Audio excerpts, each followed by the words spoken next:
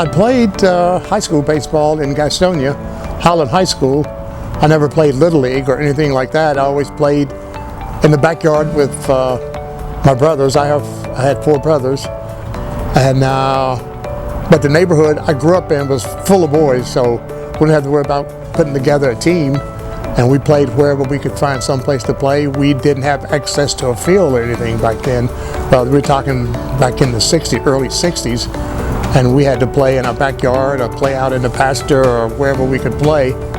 And a friend of mine, we were playing in this straw field one day out there playing and just messing around.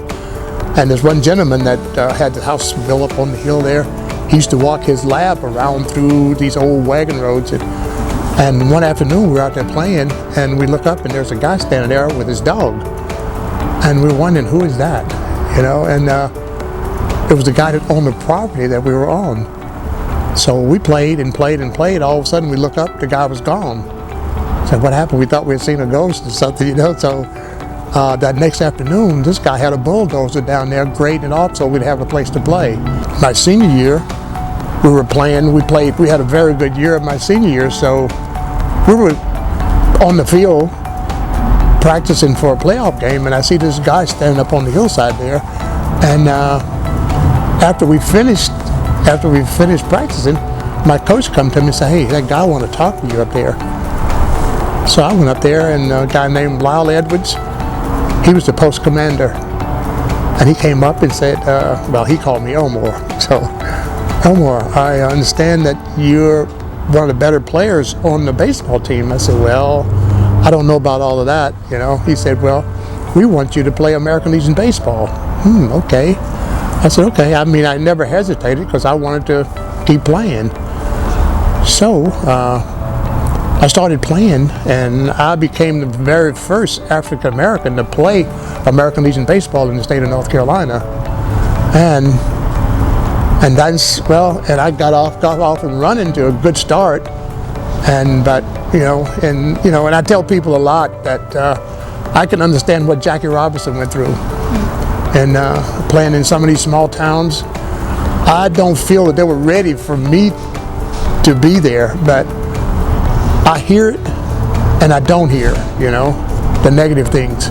I wasn't there for them. I was there to support my team and win. I would watch TV, and Dodgers was my team at the time, and and I loved Jackie Robinson and Roy Campanella. Those 2 guys right there. I love those 2 guys. And they were talking about the stuff that he went through, but I didn't have a clear understanding of what they were talking about, at the time. But then again, you see film clips of what goes on there, and nobody his teammates didn't even want to talk to him. But luckily, I was fortunate enough to there was 4 guys on the team that I was playing with. There was Leonard Morgan, Steve Culberson, Dickie Giles, and Lyle Edwards. His father was the reason that I got into baseball, Roddy Edwards.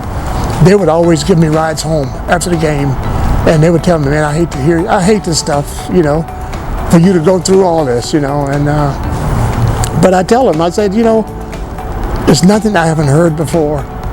And he said, how do you deal with it? I say, I hear it and I don't hear it. I just keep right on playing, My buddy from Pottstown, he said, you gotta love the game to stay around this long, I said, well, I do. It was a lifelong dream. And I always tell people that was positive dreaming for me, because I was sticking along that line when I would see Jackie Robinson and all those guys play. And I just kept telling myself, one day, I'm going to be that guy, And, well, I did get in a uniform, but I was never that guy. Just like I said, I was no Roy Hobbs, so.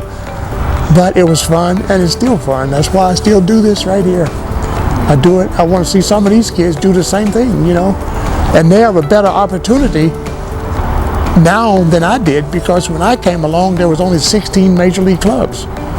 And now there's 30. So look at the opportunity you have to broaden your career by just going out working hard, doing the things that you need to do to get to where you want to be. I went into the Knothole website one night, just messed around on the computer, and they interviewed one of the kids. And this kid said, I don't know where I would be if I couldn't do this.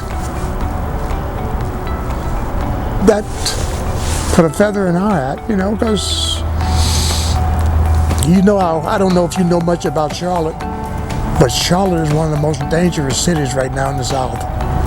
And it's happening to a lot of the young kids, 15, 16, and 17-year-old. If you can get them involved in a program like this, they wouldn't have time to do nothing else, you know, and that's what we try to instill in these kids. This program and the Knothole Foundation and stuff can get you in college, but you gotta be willing to stay there in college, not just go because I'm gonna play baseball. No, I'm gonna get an education and I'm gonna play baseball.